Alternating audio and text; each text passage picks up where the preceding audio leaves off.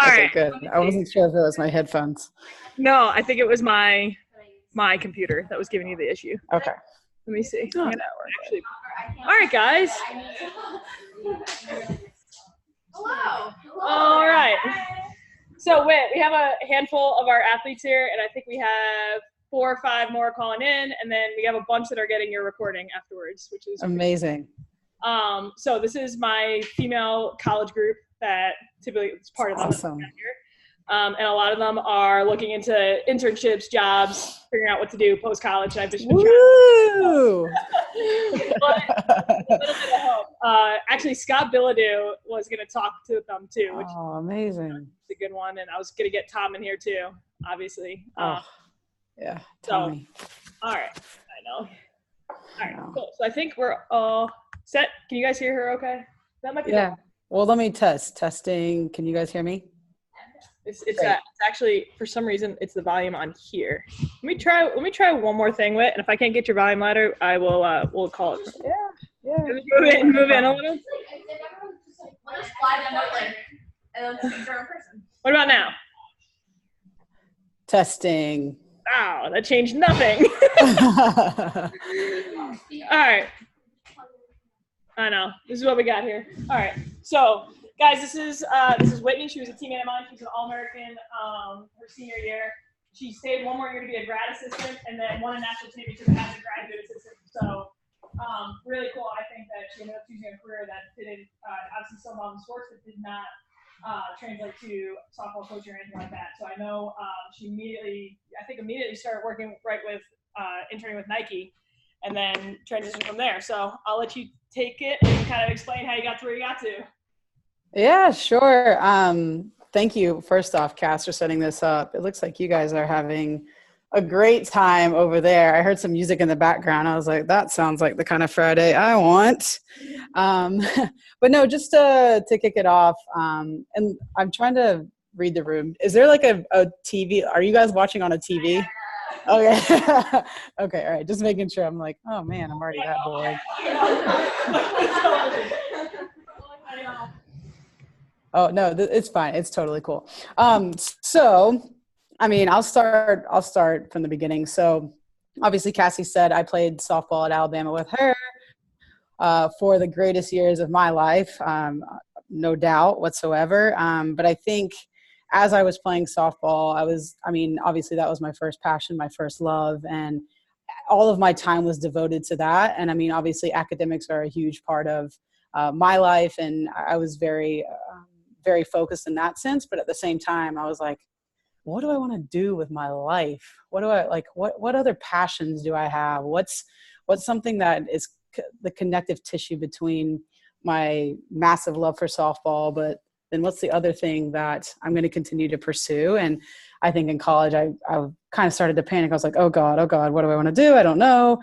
And as I came towards the end of my career, I was in that boat of, okay, well, I mean, I can always just do something in softball, but I mean, I loved it, but I knew that there was more to it for me. There was another chapter that I just had to explore. And so, again, I graduated 4 years, got my degree in public relations, which, I mean, it was an amazing opportunity. The course I took really helped me in terms of public speaking, in terms of understanding media and all of that. But at the same time, I was like, shit, I still don't know what I want to do. So I was like, cool, I'll just continue going to school and we'll try to figure it out. So I stayed. I was a graduate assistant when Cassie won the national championship, which was awesome. And so I got my master's in sport management with a concentration in business. So during that period, I was like, all right, time to get serious. Like, all right, I know that I love sports. Like, I love football. I love soccer. I love literally anything that involves athleticism, competition, and team atmosphere. So I was like, okay, I want to do something in sports. And in my mind, I wanted to be an athletic director. So I started to go down that route. And one main thing that I'm forgetting to mention is that when I was playing, Cassie's neighbor at the time, Tom Dumser, who she said that you probably will speak with, came to watch Cassie play. And Cassie, chime in any commentary you feel. But basically, he came to watch Cassie play one weekend, and he actually was out in the outfield shagging fly balls with us. And he struck up a conversation with me. And I think this is one of the first lessons that I'm going to try to help instill in everyone that I meet and talk to about my journey is that it's so important to listen to people and listen to their journeys, to understand where they got their start, because you can always find some commonality with them. And not to say that you're going to go down the exact same path as any one person, but just listening to understand someone versus just half listening and then just adding commentary to have a conversation. Like truly listen to someone and have an appreciation to where they went. Because what happened was Tom Dunzer was my first connection to Nike. So lo and behold, we started chatting. He was like, well, what do you want to do? And like I candidly said before, I have no clue what I want to do in life. And he was like, that's okay. You don't have to. You don't have to know where you want to go. You don't have to know what you want to do just yet. And so we continued talking. He was like, you know what? I think you'd be a great fit at Nike. And I was like, that's cute. That's funny. That's nearly impossible, because Nike always felt like this nebulous and this world that is amazing to work for. But it's like, I don't know if that could ever happen for me. But he was like, no. Like, I think you'd be a great fit.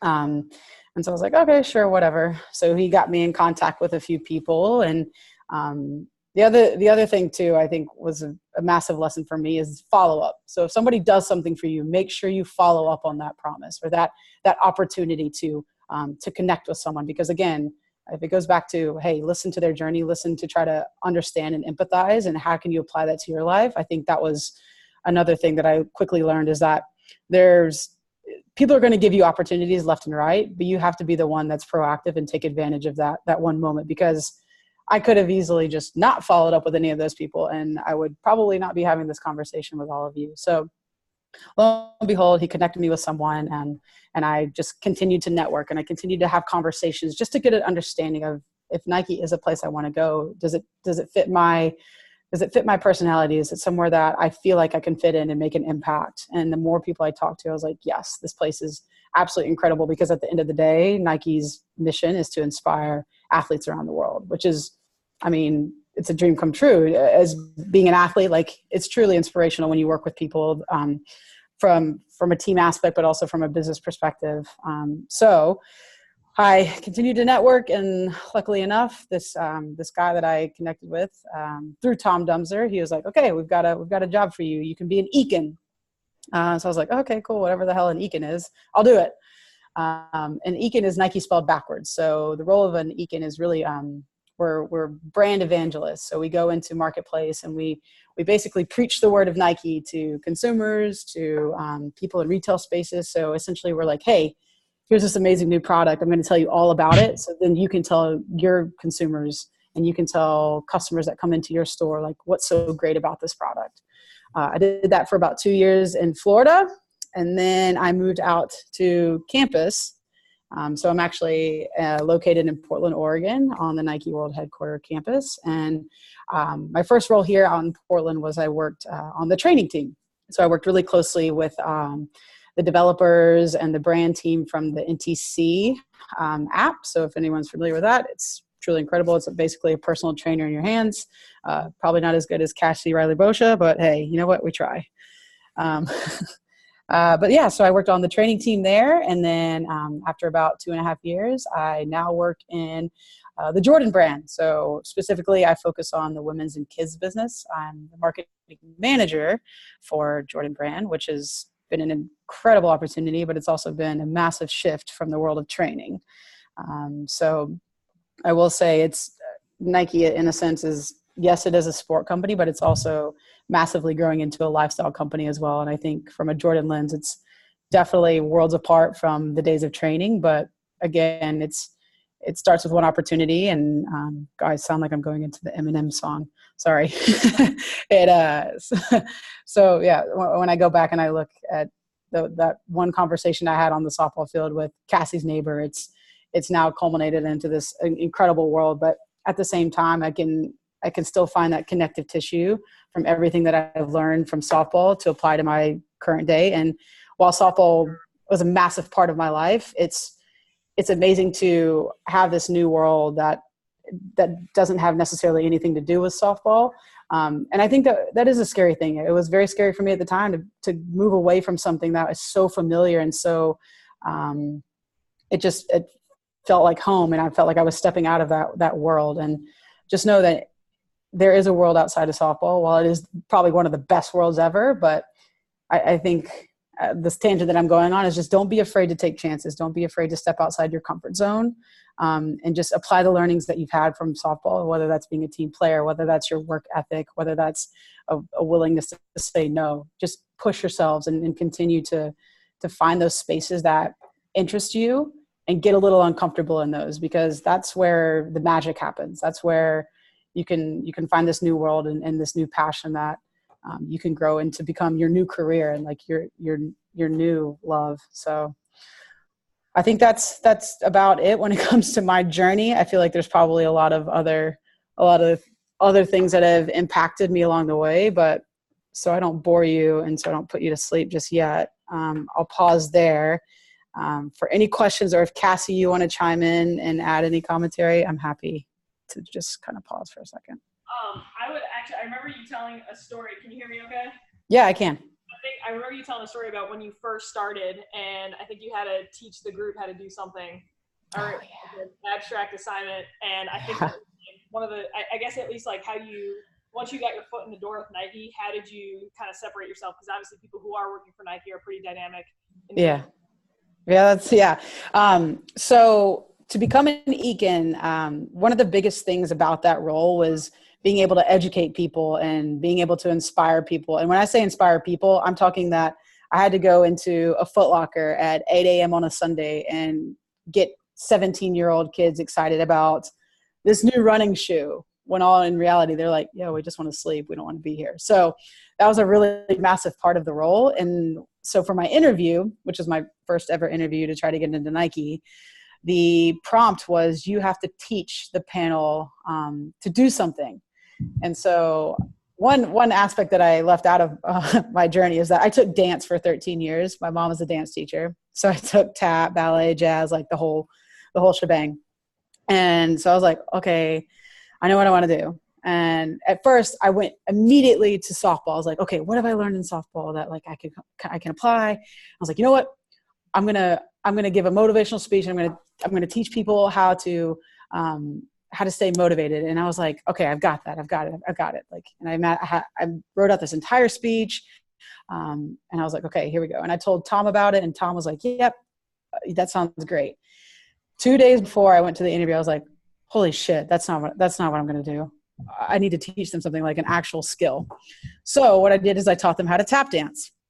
There were 4 people on the panel, and I brought these like pieces of plywood, and I gave them all tap shoes. And of course everyone was terrible, which is fine, but all you have to do is teach them a few moves, and it's like you seem like a tap genius. And so, but it was the skill of teaching people a new trade, or just having to explain this new world to them, which was tap, is what ultimately landed me a job in Nike.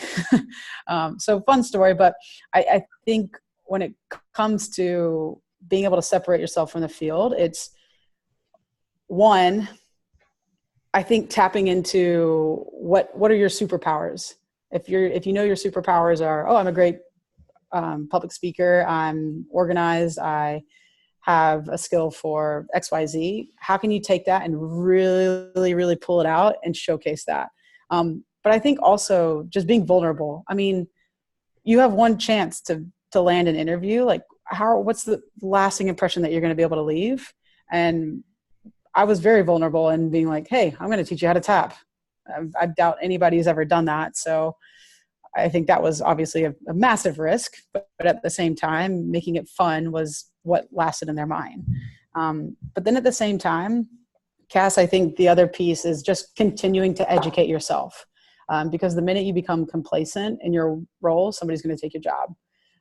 So what you know, I already butchered that, but who you know will help you get somewhere, but what you know will keep you there. So the more you continue to whether it's reading articles or blogs or how to perfect your skill set, that's, to me, something that I have to do on a continuous basis, because everybody that I work with is extremely intelligent, extremely creative, but how I apply my skill set is what's going to continue to separate me. So hope that wasn't too long-winded, but it's hard. It's hard to continue to sharpen your skill set, sharpen your craft, because complacency will it's a killer because you become comfortable. So again, I go back to how can you continue to stay uncomfortable and push yourself into spaces and zones that you're not as familiar with. But that's truly going to continue to separate you from another person that's going for a job or an internship or those sort of things. Do you guys have any questions?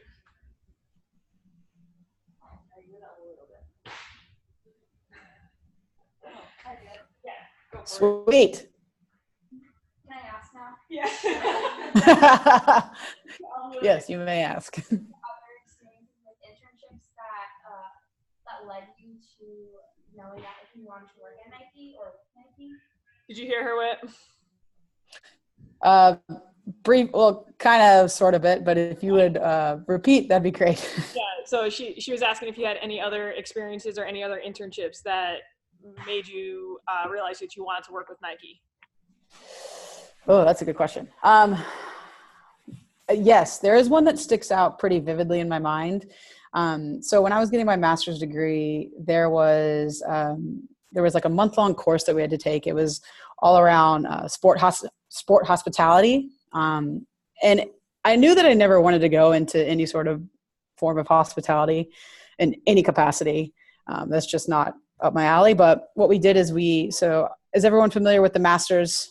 Yes, the golf tournament, big deal in Augusta, Georgia. So what they do at the Masters is they have these houses that basically corporate businesses, they rent out, and then they hold all of their agencies or their staff. And so they come in these houses and people rent them out, but then these other companies come in and they hire staff. So it was a very humbling experience because we were hired as the staff. So I was washing dishes. I was taking 80-year-old men like hot dogs and delivering them. And so it was just like a very, very odd experience. But at the same time, the last day they said, okay, hey, do you guys want to actually go on the course? Because we were never anywhere near the actual golf course. And I'll never forget, there were a group of kids that were just following all of the golfers around the course. And so we kind of acted like we were children. We're like, oh, we'll just dip in with them and we'll follow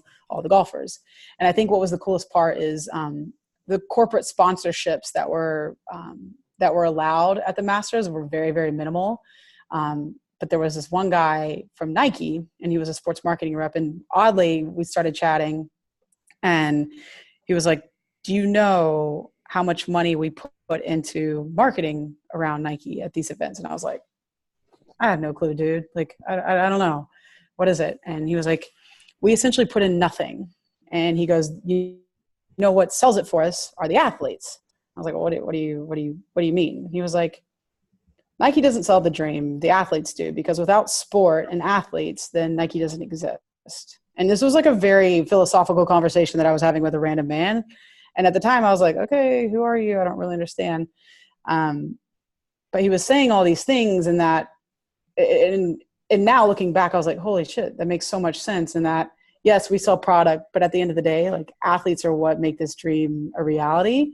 And so I think that moment of the golf course, which again, it didn't hit me at the time, but that experience through the Masters and through that internship is something that I was like, oh, again, Nike sells this amazing dream, and it's something that I want to be a part of. But also at the end of the day, I think my master's in general is what really helped me, because the courses that I took were all around this world of sport. And being a Nike athlete when we played at Alabama, I think was another piece too that kind of led to that. But I would definitely say the experience of the Masters is what kind of helped me just understand the power of sport and how it can impact the masses. And I've never been a big golf fan either. And so going on to the course and being around that world, it's just, I knew that I wanted to be a part of that feeling more often.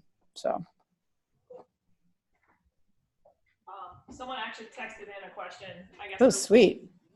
They were asking about how you find mentors and any advice on seeking those mentors, and then kind of keeping up with them and maintaining them. Good shout, or good question too. So as far as mentorship goes, I think one thing that I've seen a lot of people do, and a lot of they've made mistakes, is that they solely look for mentors because they think that that individual is going to help them get to an end goal. And let me unpack that a little bit. You want to find mentors that are like-minded to you, and you want to find mentors that truly care about your well-being, not only for your next role, but for the course of your life. And when I say that, I have about 3 mentors that I consistently go to because they have the same why as I do. And when I say the same why, it's what is my purpose? Why am I here? And what am I trying to accomplish? And at the core, the minute you can understand what's your why, and you can find that relation between yourself and another individual. And the other thing about mentorships is that this doesn't necessarily have to be an older person. I think that's another common misunderstanding, is like, you can have a peer that's also a mentor. If they have a different experience that they can share with you and you can take learnings from, that's a mentorship right there. But the way I find mentors is, one, I see someone that's either been on a path or have had similar experiences to me that I'm intrigued to learn about, and then continuing those conversations. Again, a mentorship is also a two-way street. This one person can't reach out to you and be like, hey, how you doing? And you're like, oh, I'm good. And that's the end of the conversation. It has to be ongoing, because I think that's the only way to foster, one, a relationship, and two, continue a mentorship that has longevity. Because if you find someone that has the skill set that whatever, if you want to aspire to have, then you have to continue to ask those questions, and you have to be a part of their life so you can understand what they're going through, and vice versa too. But the other thing too is, I wouldn't try to have too many mentors. You can learn from people, but I find a mentor is that it's a very close personal relationship, but one that you can learn from and you can grow from.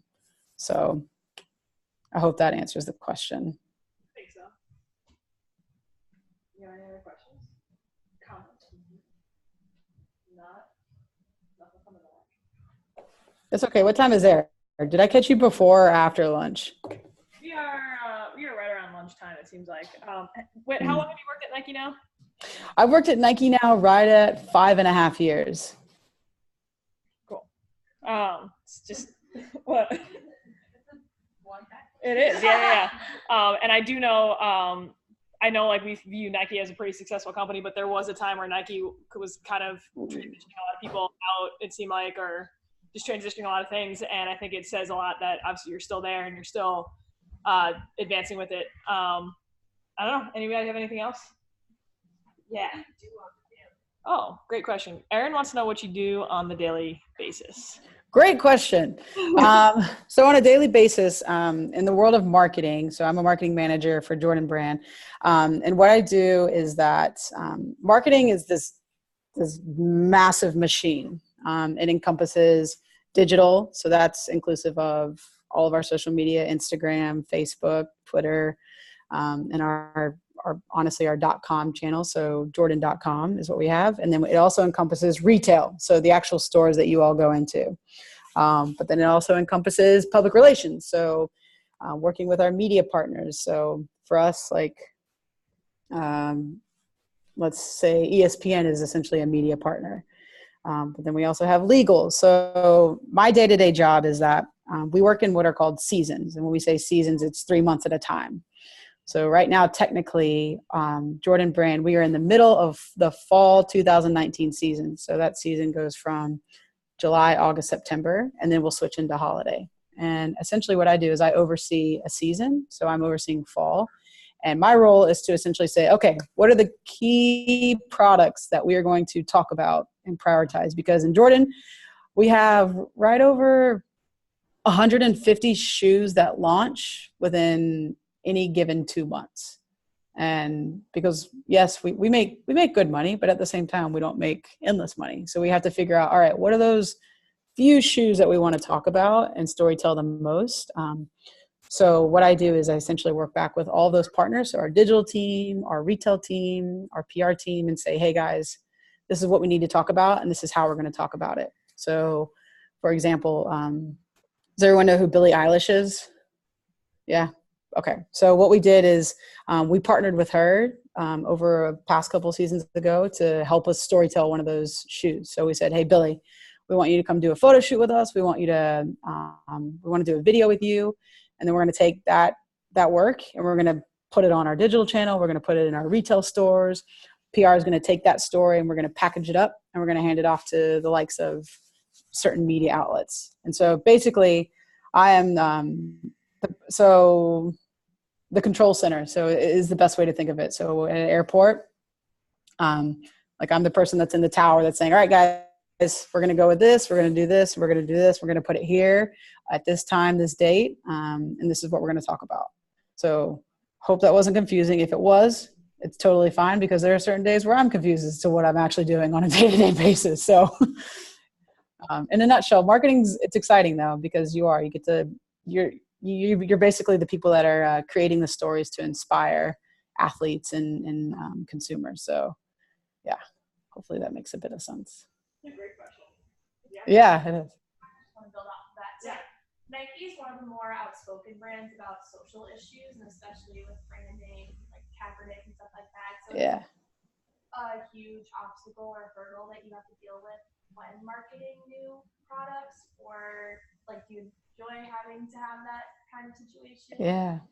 That's a great question. That's a fun question too. Not that the other questions aren't fun, but yeah, I think that's the beauty of working for Nike is that we, as a company, our entire existence has been built on pushing the norms and pushing social agendas and doing things that are really risky. So I think the beautiful thing about working in Jordan is that when we signed Michael Jordan, everyone told us like your company's going to go under because you're signing a black athlete. That was literally people's comments, like your company's going to go under. And so we basically were like, yeah, okay, whatever, we're signing him. He's like the greatest athlete on earth. I don't know what your problem is. So from a marketing perspective, it's honestly a massive opportunity to work for a company that's willing to take risks, especially from like social climate standpoint, and also signing athletes that are controversial. So yes, it comes with the hurdles because you have to be very careful in how you position them. Because at any given time, if you're ever too polarizing, it could land you in some hot water. But at the same time, there was a moment where everyone was burning their shoes because we signed Colin Kaepernick. We were like, that's fine. You're probably not our consumer anyways. And the payoff is so much greater than the backlash. And I think what happens is a lot of times if companies choose to not make a stance, that's when they get lost in the water. And I think consumers nowadays, especially the younger generation, you guys want people to stand for something. You guys want people to use their voice in a positive manner and make impact. So it's a massive tool, a positive tool that we fortunately get to use here is that we like I don't want to say we like the controversy, but we like making a stance and doing the right thing. And that's a part of our, what we call them maxims. It's basically, as a company, we have our mission statement, and then we also have like our core values, and one of them is do the right thing. And so we knew that all the NFL teams that basically weren't signing Kaepernick, we should do the right thing. This man is making change and he's creating conversation. So we should have him a part of our brand. So good question. Well, I know your time is valuable and kind of hit that 3-minute mark. Does anyone have any last minute? Anything? Well, hey, I'm the same. I'm not really a massive question asker in group settings. So if any of you think of anything that you want to ask, Cassie has my contact. You guys can text some questions. You guys can type up some questions, whatever you want. I'm here to help. I love this. I love being able to speak to people who were in my shoes, 2 years ago? Just kidding. It was like 15. So I love being able to have these conversations. It's fun. And it makes me, 1, really miss softball, 2, really miss Cassie. But also it just know that you're in a great position to really take your skill set that you have right now and apply it to so many things. And just don't be afraid to take chances and make yourself a little uncomfortable. But seriously, I'm here if any of you have questions later on. I'm happy to help. Thanks, bud. I'll pass along your contact. Yes. Hey, real quick, do you guys want to see campus? It's really pretty today. Hopefully it shows up. But yeah, this is our, we have like a lake and all the buildings. Is that your office? No, God, no, I don't have an office, but this is one of the meeting rooms. I'm not there yet, Cass. Maybe someday, but yeah. Yeah.